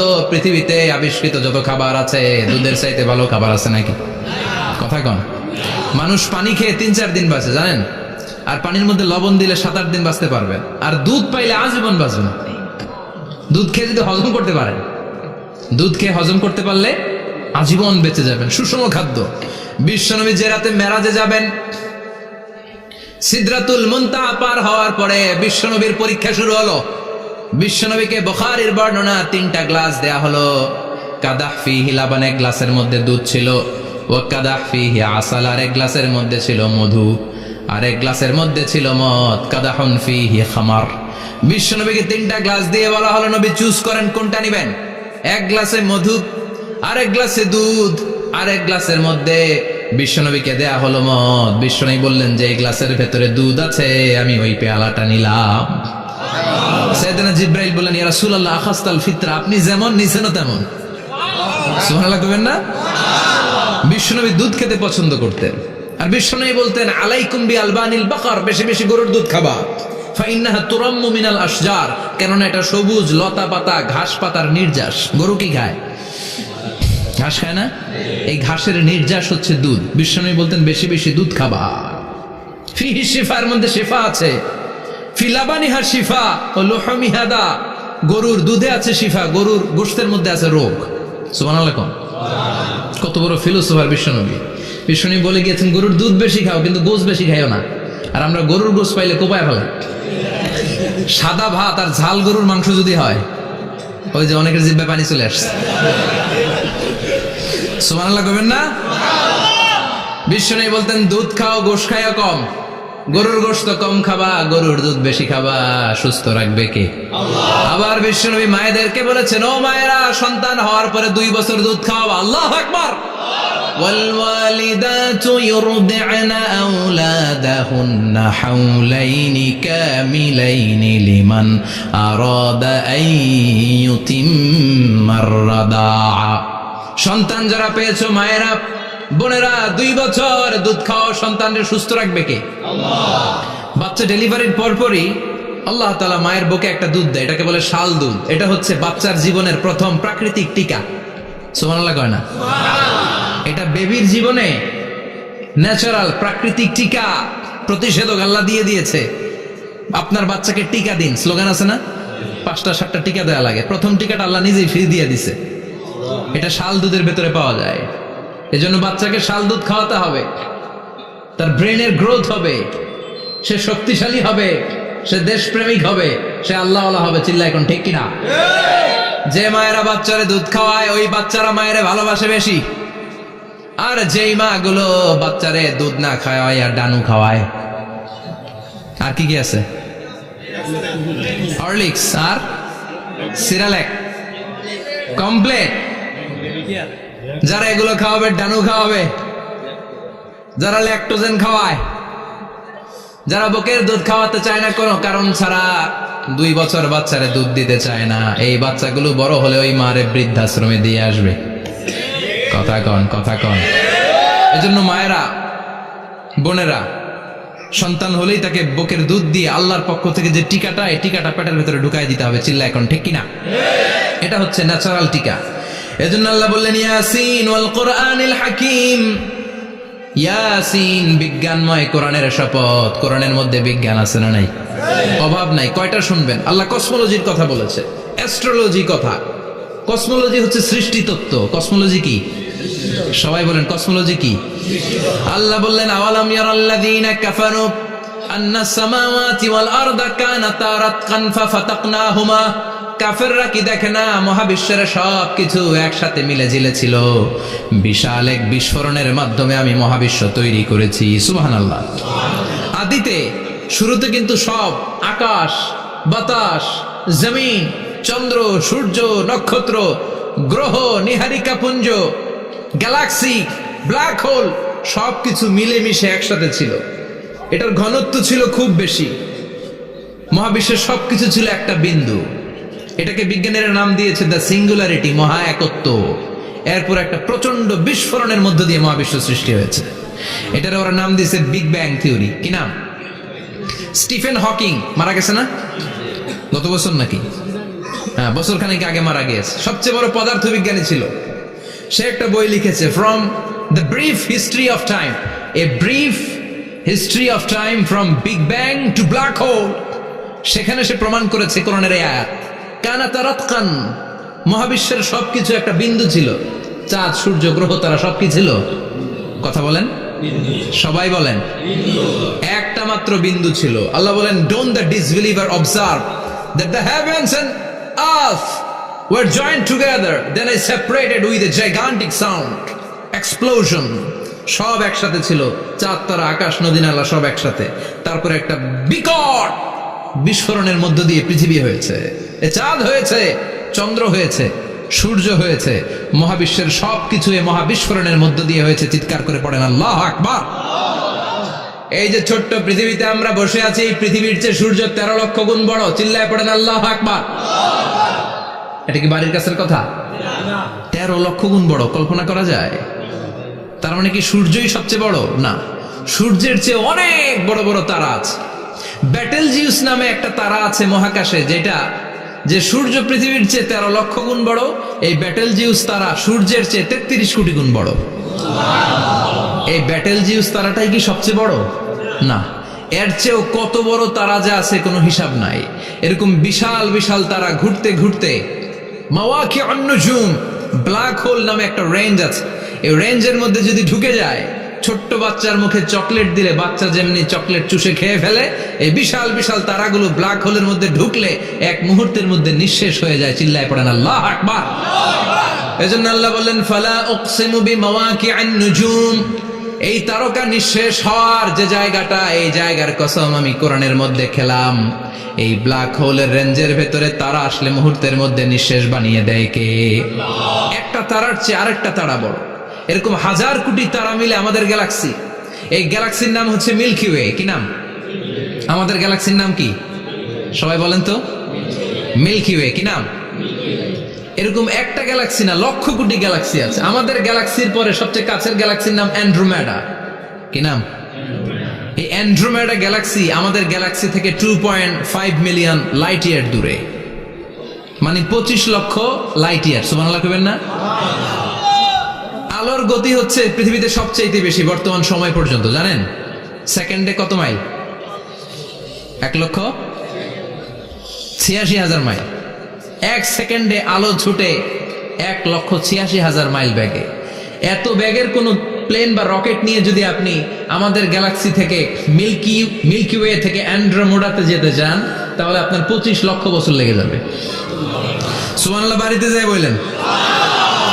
এরপর আল্লাহ বললেন, ওয়াস-সামাআ বানাইনাহা বিআইদিন ওয়া ইন্না লামুসিউন, আকাশ আমি বানালাম, গ্যালাক্সি আমি বানালাম। বানানোর পর থেকে সবগুলোর আমি প্রশস্ত করতে শুরু করে দিলাম। সব ছিল ক্ষুদ্র, একটা বিন্দুর মধ্যে আমি বিস্ফোরণ করলাম। একটা আওয়াজ দিই, আওয়াজটা ছিল কুন। আওয়াজটা ছিল কি? জোরে কন, আবার কন। কুন ফায়া। ইন্নামা আমরুহু ইযা আরাদা শাইআন আন ইয়াকুলা লাহু কুন ফায়াকুন। আল্লাহ যখন কিছু করতে চান শুধু বলেন কুন, শুধু বলেন বি। কুন মানে বি, ইট ওয়াজ, এটা হয়ে যায়। হাও বলতে দেরি। এই মহাবিস্ফোরণের নেপথ্যে যে শব্দটা ছিল সেটা ছিল কুন। সেটা ছিল কি? আল্লাহ কুন বলতে দেরি, মুহূর্তের মধ্যে বিগ ব্যাং, বিশাল এক্সপ্লোশন। তারপর থেকে মহাবিশ্ব ছড়াচ্ছে। আল্লাহ বলছেন, এই কোরআনের ভেতরে বলে দিয়েছেন, ওয়া ইন্না লামুসিউন, আমি এই মহাবিশ্বকে, এই গোটা ইউনিভার্সকে আমি প্রতিনিয়ত সম্প্রসারিত করছি। প্রতিনিয়ত এটা বড় হচ্ছে, সম্প্রসারিত হচ্ছে। চিল্লায় বলেন আল্লাহু আকবার। আজ থেকে মাত্র 20 বছর আগে এটা তারা আবিষ্কার করেছে। এটা কোন সাল? 2020 বছর পেছনে গেলে কত? 1998, তাই না? এই 1998 সালে তারা আবিষ্কার করেছে সুপারনোভা কসমোলজি প্রজেক্ট। এই সুপারনোভা কসমোলজি প্রজেক্টে তারা এই সিদ্ধান্তে এসেছে যে মহাবিশ্ব কোন নামক এক বিস্ফোরণের পর থেকে যে সম্প্রসারিত হচ্ছে, আজ পর্যন্ত এটা শুধু বাড়ছে আর বাড়ছে, অ্যাক্সেলারেটিং হচ্ছে, এক্সপান্ডিং হচ্ছে, এটা কমছে না, কিয়ামত পর্যন্ত এটা বাড়তেই থাকবে। চিৎকার করে পড়েন আল্লাহু আকবার। এজন্য আল্লাহ বললেন ইয়াসিন ওয়াল কোরআনিল হাকিম, বিজ্ঞানময় প্রজ্ঞাময় কোরআনের শপথ। এই কোরআনের ভেতরে আমি কসমোলজির কথা বলেছি, অ্যাস্ট্রোলজির কথা বলেছি, জিওলজির কথা বলেছি, ফিজিক্সের কথাও বলেছি। সুবহানাল্লাহ। ফিজিক্স মানে কি? পদার্থ। পদার্থের সবচেয়ে বড় উপাদান হচ্ছে লোহা। লোহার কথা কিন্তু কোরআনে নাই। আছে? কই আছে? হ্যাঁ, সূরাতুল হাদিদ, লোহার নামে একটা সূরা দিয়েছে আল্লাহ কোরআনে। সুবহানাল্লাহ পড়বেন না? সূরার নাম সূরাতুল হাদিদ। সূরার নাম কি? চিল্লায় বলেন সূরার নাম সূরাতুল হাদিদ। হাদিদ মানে লোহা। আল্লাহ বললেন ওয়া আনজালনাল হাদিদা ফীহি বাসুন শাদীদ। ওয়া আনজালনাল হাদিদ ফীহি বাসুন শাদীদ, আমি লোহা নাজিল করলাম আর লোহার ভেতরে আমি ভয়ঙ্কর শক্তি ঢুকাইয়া দিলাম। সুবহানাল্লাহ। ফিহি মানাফিউ লিন-নাস, লোহার ভেতরে মানুষের জন্য অনেক কল্যাণ আছে। সুবহানাল্লাহ। লোহা ছাড়া পৃথিবীতে কিছু হয়? আংটি বানাতে লোহার দরকার আছে না নাই? ঘড়ি বানাতে, গাড়ি বানাতে, বাড়ি বানাতে, মোবাইল বানাতে, হেলিকপ্টার, প্লেন, রকেট, মাইকের স্ট্যান্ড। সুবহানাল্লাহ কোন?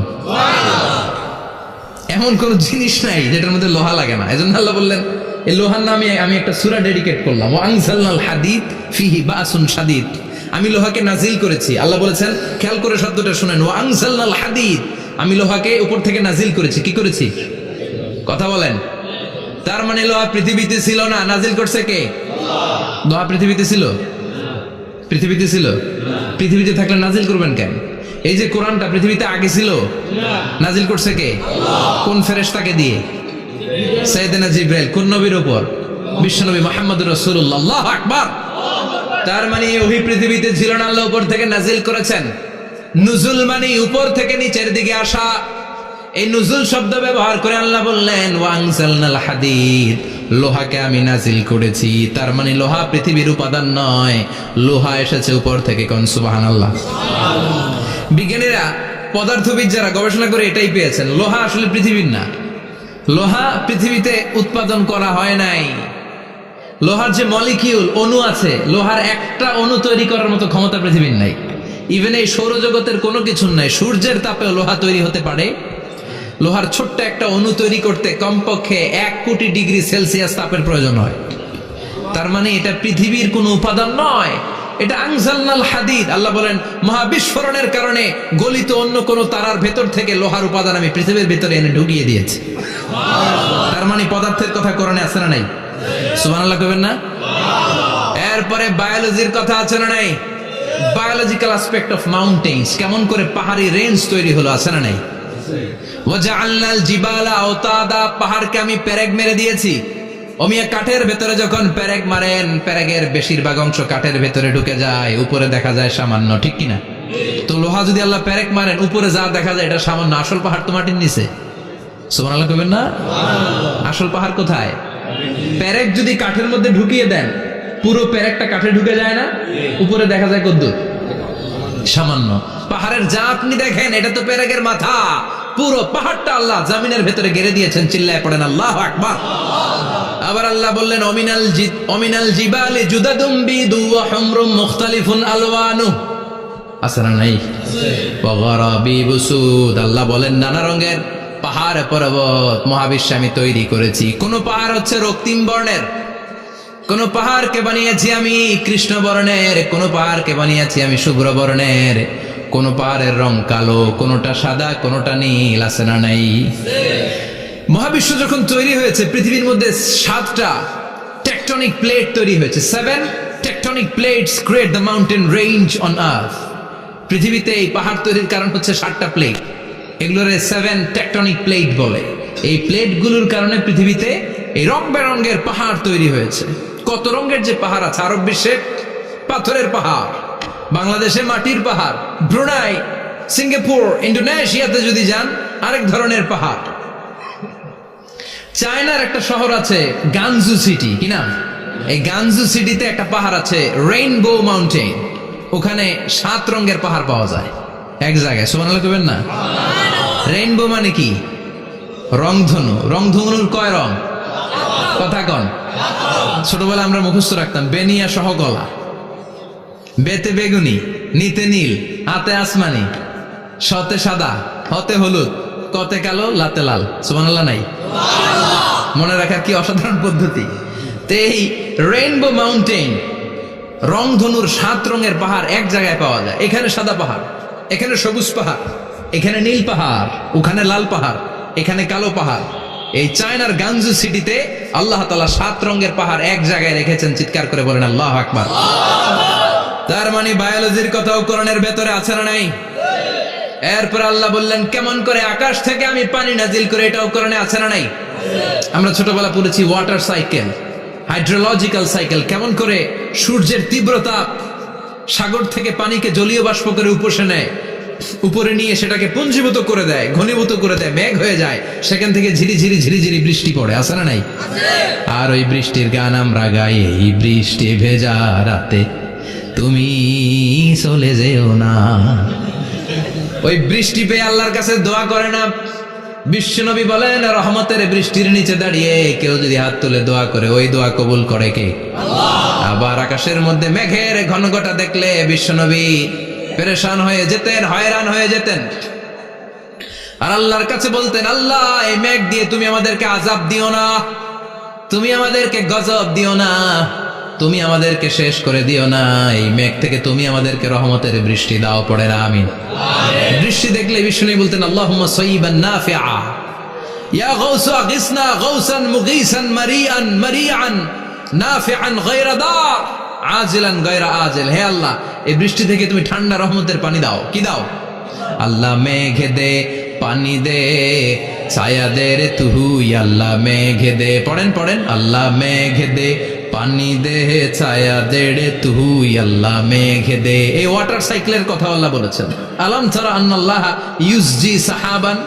কাফের নাস্তিক যেগুলো সমাজের আবর্জনা খড়কুটা, ওরা কি দেখে না কেমন করে আমি বাতাসকে জলীয় বাষ্প করে আকাশে তুলি, বায়ুমণ্ডলে নিয়ে যাই, সুম্মা ইউআল্লিফু বাইনাহুম, জলীয় বাষ্পগুলারে তখন আমি ঘনীভূত করি, সুম্মা ইয়াজআলুহু রুকামান, এরপরে আমি মেঘে পরিণত করি, ফাতারাল ওয়াদকা ইয়াখরুজু মিন খিলালিহি, তারপর মেঘের ভেতর থেকে ঝিরিঝিরি ঝিরিঝিরি বৃষ্টি নাজিল করে কে? আবার আল্লাহ বললেন পানি থেকে আমি পৃথিবীর সব প্রাণগুলারে বানালাম, ওয়াজআলনা মিনাল মাই কুল্লা শাইইন হাইয়া ফালা ইয়াকিলুন, পানির ভেতর থেকে সব প্রাণের উৎপত্তি পৃথিবীর মধ্যে ঘটিয়ে দিয়েছে কে? বিজ্ঞানীরা স্বীকার করেছে পৃথিবীতে যত প্রাণ পাওয়া যায়, যত প্রাণের ব্লুপ্রিন্ট পাওয়া যায়, সব এসেছে পানি থেকে। চিৎকার করে বলেন কোত্থেকে? পানি নাই তো প্রাণ নাই, পানিও আছে প্রাণও আছে। কোন সুবহানাল্লাহ। বিজ্ঞানীদের ধারণা, তারা ধারণা করে বলেছে পৃথিবীর প্রথম প্রাণের নাম হচ্ছে অ্যামিবা। কি নাম? ওরা বলেছে এটা এককোষী জীব, it's a very small unicellular organism found ever in the world.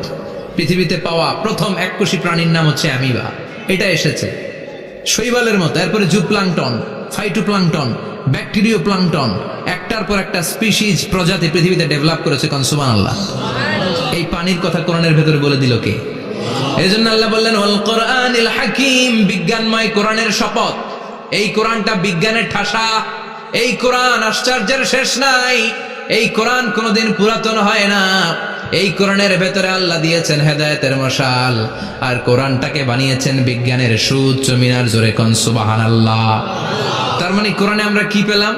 দুধের কথা পেলাম, মধুর কথা পেলাম, কিভাবে ডায়েট করবেন সেটা আমরা পেলাম, আমরা কসমোলজি পেলাম, অ্যাস্ট্রোলজি পেলাম, বায়োলজি পেলাম, ফিজিক্স পেলাম, ওয়াটার সাইকেল পেলাম। এবার পাতালপুরের কথার দরকার আছে না নাই? পৃথিবীর একেবারে গভীরতম গভীরে কি আছে? এটা কিন্তু কোরআনে নাই, আছে। পৃথিবীর মাঝখানে যে উত্তপ্ত লাভা আর আগুন, এটা আপনারা জানেন? পৃথিবীর উপর দিয়ে আমরা ঠান্ডা পৃথিবীতে ঘুরে বেড়াই, কিন্তু এর ভিতরে কিন্তু আগুন, লাভা। আল্লাহ কোরআনের মধ্যে ফুটন্ত টকবগে সাগরের কসম খেয়েছেন। আল্লাহ বলেছেন ওয়াল বাহারিল মাসজুর,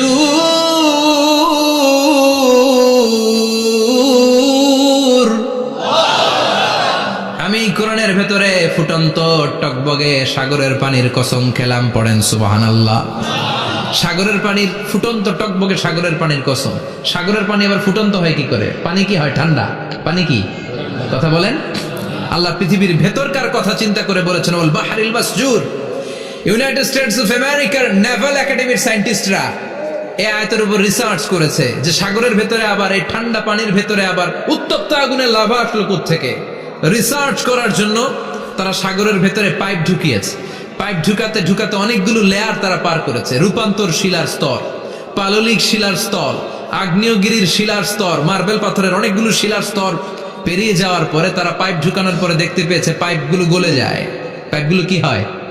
তার মানে ভিতরে কি আছে? গত কয়েক মাস আগে জাপানে কিছু জিওলজিস্ট, ভূতত্ত্ববিদ, তারা গবেষণা করে পৃথিবীর এক মাথা থেকে আরেক মাথায় যেতে চাচ্ছে, মানে প্রতিপাদ স্থান। বাংলাদেশের এখান থেকে ছিদ্র করলে আপনি দক্ষিণ আমেরিকার চিলির সান্টিয়াগোতে যেয়ে উঠবেন। কথা বুঝতে পেরেছেন? তার মানে বাংলাদেশের প্রতিপাদ স্থান হচ্ছে দক্ষিণ সাউথ আমেরিকার চিলির সান্টিয়াগো। আবার ইন্ডিয়া থেকে ছিদ্র করতে করতে পৃথিবীর আরেক মাথা দিয়ে উঠবেন। সুবহানাল্লাহ বলেন। এটা তারা শুরু করেছে কিন্তু এখনো সফল হয় নাই। ইউএস এর নেভাল একাডেমির সায়েন্টিস্টরা পাইপ ঢুকাতে ঢুকাতে দেখে একটা পর্যায় শেষে পাইপ আর ঢুকানো যায় না। পাইপগুলো পৃথিবীর ভেতরে যেতে যেতে গলে গলে পানি হয়ে যায়। সুবহানাল্লাহ কইবেন না? এই রিসার্চ প্রজেক্টের যিনি চিফ, উনি বললেন bring the water proof pipe from America. America থেকে ওয়াটার প্রুফ পাইপ নিয়ে আস। আমার এমন পাইপ লাগবে গবেষণা করার জন্য যে পাইপ আগুনে জ্বলে না। ওয়াটার প্রুফের মধ্যে আগুন লাগালে আগুন ধরবে? বুলেট প্রুফে বুলেট মারলে বুলেট ঢুকবে? মাননীয় প্রধানমন্ত্রী শেখ হাসিনা যে গাড়িতে করে চড়ে, এটা বুলেট প্রুফ কার? গুলি মারলে ঢুকবে? আবার গুলি মারতে যায় না, 14 গোষ্ঠী উদ্ধার করে ছাড়বে আপনার, খবরদার। তো আমেরিকা থেকে ফায়ার প্রুফের পাইপ নিয়ে আসা হলো। নেভাল একাডেমির চিফ সায়েন্টিস্ট পাইপ ঢুকাতে আরম্ভ করলেন। ঢুকাতে ঢুকাতে পৃথিবীতে কিন্তু অনেকগুলো স্তর আছে। এই যে বালু মাটি, সব কিন্তু বালু মাটি নয়। আপনি খুঁড়তে খুঁড়তে পেয়ে যাবেন পাললিক শিলা, এরপরে রূপান্তরিত শিলা, এরপরে মার্বেল পাথরের শিলা, এরপরে শুরু হবে গরম আগ্নেয়গিরির শিলা।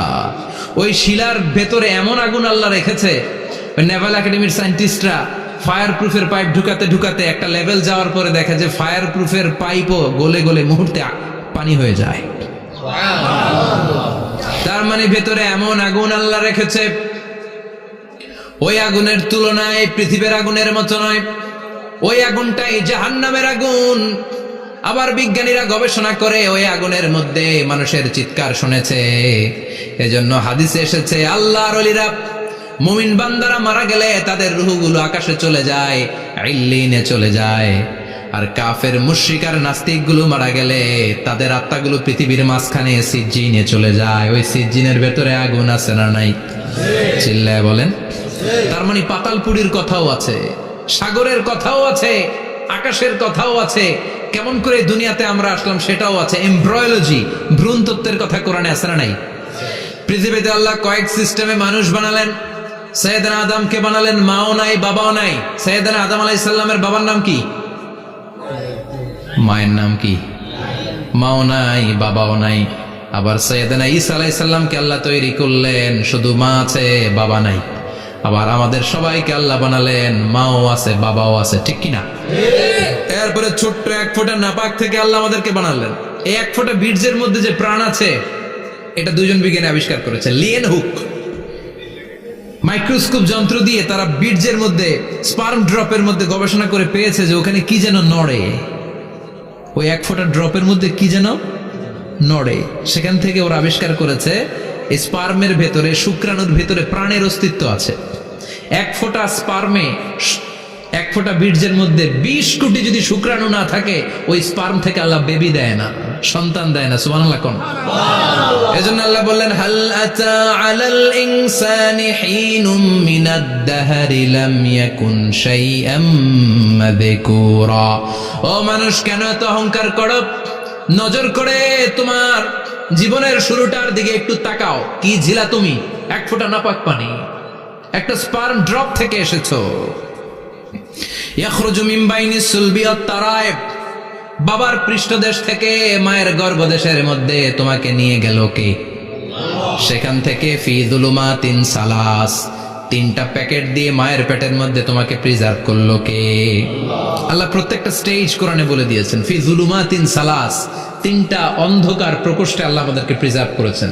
মায়ের ফুলের একটা প্যাকেট, মায়ের জরায়ুর একটা প্যাকেট, আবার মায়ের পেটের একটা প্যাকেট। ওই প্যাকেটের ভিতরে পৃথিবীর কোন কবিরাজের কবিরাজি কাজে লাগছে? ডাক্তারের ডাক্তারি কোন কবিরাজ আমগরে খাওয়াইছে? চিল্লায় বলেন তিনি কে? এরপর আল্লাহ বললেন ফি যুলুমাতিন সালাস, ওটা অন্ধকার ছিল। যেই টেম্পারেচারে রাখলে তুমি সুস্থ থাকবা, যেই টেম্পারেচারে রাখলে তুমি আস্তে আস্তে বড় হতে পারবা, সেখানে আমি রাখলাম। সেখান থেকে আমরা হয়ে গেলাম জিমেট, সেখান থেকে জাইগট, তারপরে ইমব্রয়, তারপরে ফেইটাস, ল্যাটার স্টেজ। প্রথমে ছিলাম ইনিশিয়াল স্টেজ, তারপরে ল্যাটার স্টেজ, আমরা বড় হতে লাগলাম। আল্লাহ আমাদেরকে হার্ট দিলেন, সিস্টনিক ডায়াস্টনিক, অলিন্দ নিলয় শুরু হয়ে গেল। রুহুর ফুৎকার আমাদের হৃদয়ে ভরে দিল কে? আল্লাহ আমাদেরকে স্কেলিটন দিলেন, কঙ্কাল, স্পাইনাল কর্ড দিলেন, আমাদের স্কাল দিলেন, মাথার খুলি দিলেন, লাঞ্চ দিলেন, ফুসফুস দিলেন, গল ব্লাডার দিলেন। যেখানে যেটা ঠিক যেমন ভাবে দেয়া দরকার মায়ের পেটে থাকতেই সেটা দিয়ে দিয়েছে কে? আল্লাহ। এরপর 8 মাস আমরা মায়ের পেটে মারে কষ্ট দিলাম।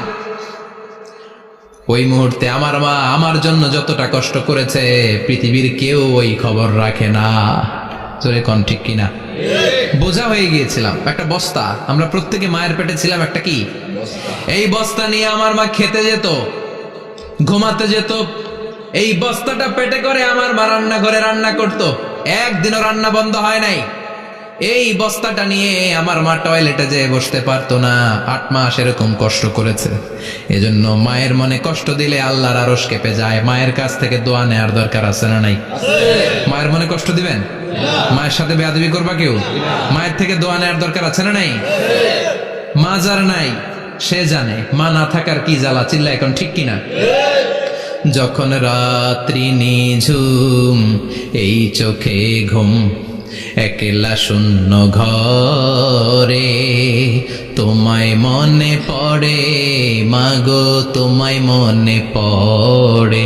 যখন রাত্রি নিঝুম, এই চোখে ঘুম, একলা শূন্য ঘরে, তোমায় মনে পড়ে মাগো, তোমায় মনে পড়ে। ঠিক কিনা? এজন্য এই মায়ের জন্য দোয়া করার দরকার আছে না নাই? আল্লাহ বললেন 8 মাস 9 মাস মায়ের পেটের ভেতরে ছিলা, তারপরে দুনিয়ার বুকে তোমারে আনলো কে? ছোট্ট নাপাক ছিলাম, এই ছোট্ট এক ফোঁটা পানি থেকে আমাদেরকে বড় করছে কে? আল্লাহ। তার মানে এমব্রয়োলজি, ভ্রূণ তত্ত্বের কথা কোরআনের ভেতরে আছে না নাই? সে আল্লাহ বললেন ইয়াসিন ওয়াল কোরআনিল হাকীম ইন্নাকা লামিনাল মুরসালিন আলা সিরাতিম মুস্তাকিম। সুবহানাল্লাহ পড়েন। আল্লাহ বললেন ইয়াসিন, এরপরে বললেন আল কোরআনিল হাকীম, প্রজ্ঞাময় কোরআনের শপথ। বিশাল একটা শপথ কেটে আল্লাহ বললেন ইন্নাকা লামিনাল মুরসালিন আলা সিরাতিম মুস্তাকিম। ইন্নাকা লামিনাল মুরসালিন, অবশ্যই অবশ্যই নবী হে আপনি রাসূলদের অন্তর্ভুক্ত। চিল্লা এখন সুবহানাল্লাহ। তিনি যে রাসূল এটার সার্টিফিকেট এই আয়াতে দিয়েছে কে? এরপর আল্লাহ বললেন আলা সিরাতিম মুস্তাকিম, ও নবী আপনি সিরাতুল মুস্তাকিমের উপর আছেন। যেই দোয়াটা প্রতিটা নামাজের মধ্যে প্রতিদিন প্রত্যেক রাকাতে সূরা ফাতিহাতে আমরা পড়ি, ইহদিনাস সিরাতাল মুস্তাকিম। ও Allah, show us the right path, show us the correct path. আপনি আমাদেরকে সোজা পথ দেখান। আল্লাহ এখানে সার্টিফিকেট দিলেন, নবী গো লক্ষাধিক পয়গম্বর যে আমি পেয়েছি তাদের শ্রেষ্ঠতম রাসূল করে আমি আপনাকে প্রেরণ করেছি, আর হেদায়েতের সুউচ্চ মশাল দিয়ে আমি আপনাকে সিরাতুল মুস্তাকিমের উপর রেখেছি। চিল্লায় পড়েন আল্লাহু আকবার। এই জন্য বিজ্ঞানময় কোরআনের সাথে নিজেদের সম্পর্ক বাড়ানোর দরকার আছে না নাই? কোরআন পড়লে দুনিয়া এবং আখিরাতে মর্যাদা বাড়ায় দিবে কে? কোরআনের আইন দিয়ে সমাজটারে সাজানোর দরকার আছে না নাই? কোরআন দিয়ে আমাদের সমাজটা সমৃদ্ধ হোক আমরা চাই কি চাই না? কোরআন দিয়ে আমার সংসদ ভবন চলুক, আমার 300 জন মেম্বার অফ দ্য পার্লামেন্ট কোরআনের আয়াত দিয়ে সংসদে কথা বলুক আমরা চাই কি চাই না? আমাদের মিলিটারি গুলো কোরআনের আওতায় চলুক, আমাদের দেশটা কোরআন দিয়ে চলুক। আমার লাল সবুজের পতাকা সংসদ ভবনের এক পাশে, আর কালেমার লা ইলাহা ইল্লাল্লাহর পতাকা আরেক পাশে পতপত করে উড়বে, আমরা চাই কি চাই না? সেজন্য কোরআনের সাথে আমাদের সম্পর্ক বাড়াতে হবে, নিজে কোরআন পড়তে হবে, কোরআন বুঝতে হবে, কোরআনের উপর আমল করতে হবে। রাজি আছেন তো? এটাই হচ্ছে সূরাতুল ইয়াসিনের শিক্ষা। আল্লাহ আমাদের সবাইকে কথাগুলো বুঝার ও আমল করার তৌফিক দান করুক। আমরা পড়ি আমিন। আরো জোরে পড়েন আমিন। যতগুলো কথা বললাম কোরআন থেকে আলোকিত করার জন্য আল্লাহ তাআলা যে মেসেজগুলো আমাদেরকে কোরআনের ভেতরে দিয়েছে, এই মেসেজ থেকে আমরা যেন নিজেদেরকে, সমাজকে আলোকিত করতে পারি। আল্লাহ তুমি তৌফিক দাও। আরো জোরে পড়েন আমিন। সুবহানাকাল্লাহুম্মা বিহামদিকা আশহাদু আল্লা ইলাহা ইল্লা আনতা আস্তাগফিরুকা ওয়া আতুবু